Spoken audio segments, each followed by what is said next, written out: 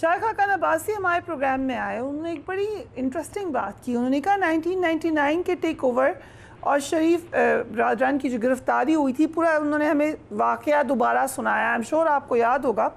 انہوں نے کہا کہ جب شہباز شریف سعودی عرب جا رہے تھے تو وہ بہت دکھی تھے, اتنا کہ وہ رو رہے تھے, زارو قطار رو رہے تھے اور مسلسل روئے جا رہے تھے, اور بہت مجبور ہو گئے تھے وہ, ان کے پاس کوئی چوائس نہیں تھی.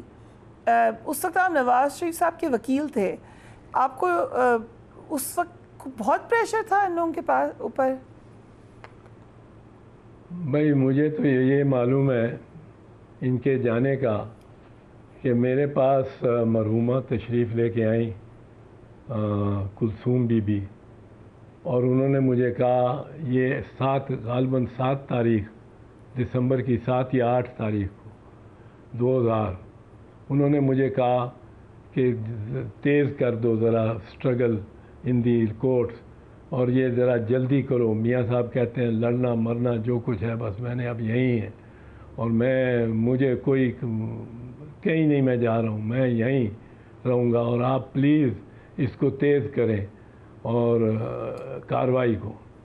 میں نے وہ جو ہی گئی میں نے سب کو بلا لیا اپنے ایسوسیٹس کو, میں نے کہا بھئی تم یہ اپلیکیشن دو, تم یہ اپلیکیشن دو.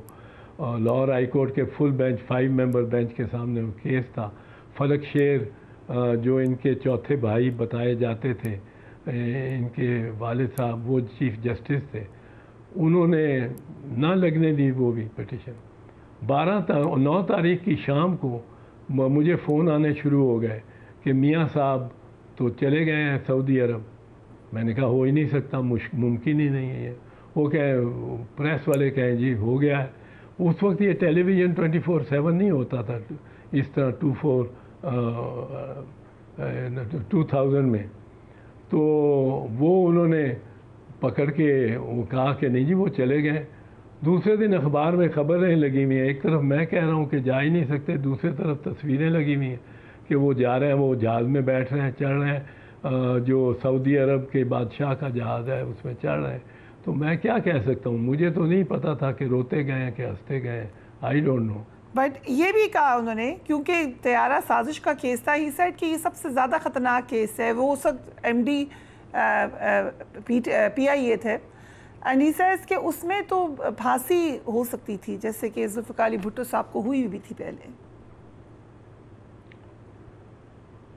اللہ نہ کرے کسی پھانسی یا سزا بھی ہو سیاستدان, نہ ہی سیاستدان کو اس کا حقدار ہو کہ اس کو سزا ہو قسم کی. میری تو یہ دعا رہتی ہے. لیکن میں آپ کو یہ بتا دوں کہ وہ طیارہ کو اغوا کا کیس واقعی سخت کیس تھا, کیونکہ اغوا زیر کے لیے یہ کہتے ہیں کہ جی اغوا کے لیے وہ یہ کون سا جہاز پہ تھے, جہاز کے اوپر ہوتے, وہاں پستول نکالے ہوتے, وہاں مسافر ہوتے تو اغوا کر سکتے تھے.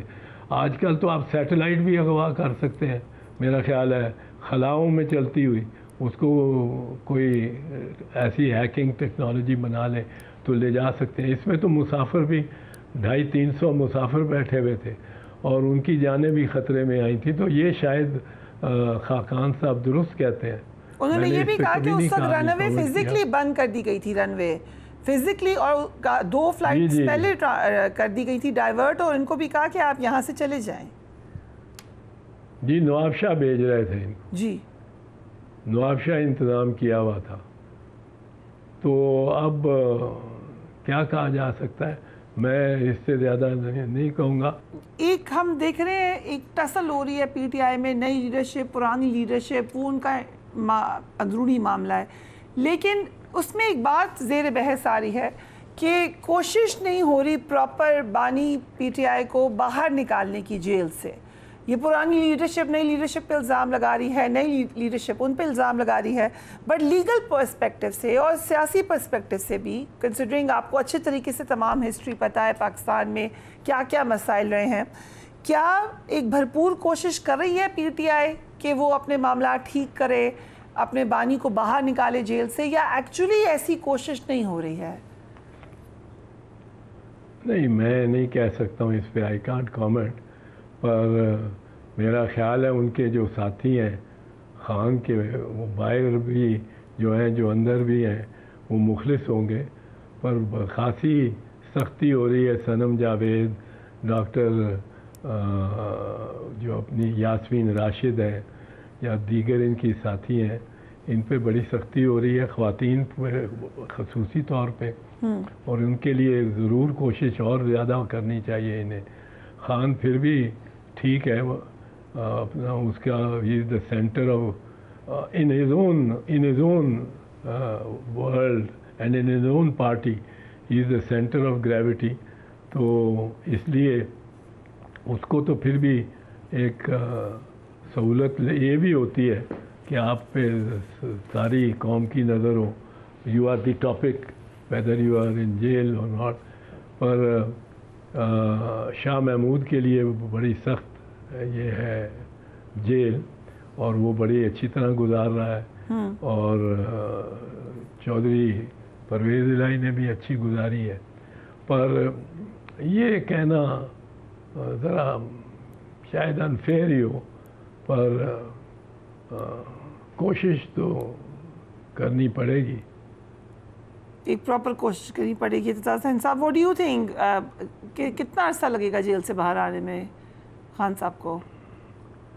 دیکھیں یہ تو بہت، دیکھیں انہوں نے یہ کیا، آپ نے بات کی وہ ریزولوشن کی جو امریکہ نے کر دی ہے، جس میں ڈی مارچ نہیں کیا انہوں نے، میں سمجھتا ہوں ڈی مارچ کرنا چاہیے تھا، فارمل وہ ہے بات، بجائے یہ کہ آپ نیشنل اسمبلی کو ان کی کانگریس سے لڑا دیں۔ یہ تو ایگزیکٹو کا معاملہ ہے ٹیک اپ کرنے کا، یہ کیا ہوا کہ آپ کی قومی اسمبلی ان کا کیا بگاڑ لے گی، یا انہوں نے تو بگاڑ لیا، کیونکہ یہ تو واضح بات ہوئی کہ ڈونلڈ وہ جو لو ہے وہ کچھ بھی کہے جا کے سینٹ کی کمیٹی کے سامنے، بات تو ہماری ہے، ہم نے تو اس سائفر کو کریکٹ مانا ہے، اس سائفر میں جو میسج دیا ہے اس کو بھی درست مانا ہے، کیونکہ ہم نے 2 مرتبہ ڈیمارچ کیا، ہم نے احتجاج کیا امریکہ سے اس معاملے پہ، سائفر پہ، اس پہ ہم نے ڈیمارچ نہیں کیا، اس پہ احتجاج نہیں کیا، ایک قرارداد ہی پاس کی ہے۔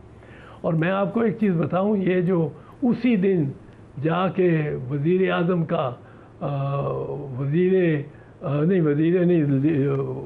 قائد اختلاف سے بھی، حزب اختلاف سے بھی ملنا، اور دیگر سے بھی ملنا، ہاتھ ملانا جا کے، اور کہنا کہ اگر جیل میں آپ کو کچھ سہولت نہیں ہے، کوئی تنگی ہے تو ہمیں بتاؤ، ہم بات چیت کرنے کو تیار ہیں۔ یہ اس وجہ سے ان کو فارن آفس نے ایڈوائز کیا ہوگا کہ یہ قرارداد ذرا سیریس ہو گئی ہے۔ کیوں سیریس ہو گئی ہے؟ کہ یہ بائی پارٹیزن ہے، پہلی تو بات ہے بائی پارٹیزن ہے، کوئی بندہ پکڑ کے لا کے اور سینیٹرز کو مجبور نہیں کر سکتا کہ وہ ہاؤس کا دروازہ، چاہے اس کے سینٹ آفس کے ساتھ والا ہو، وہ اندر جا کے، اور یا کانگریس مین ہاؤس میں جا کے اور ووٹ ڈال دے۔ ٹھیک، یہ لوگوں میں وہاں کچھ فیلنگ ہوئی ہے، کچھ محسوس ہوا ہے کہ یہاں زیادتی ہو رہی ہے، اور یہ الیکشن ریگنگ کا اس میں بہت بڑا ہاتھ ہے۔ انہوں نے الیکٹرل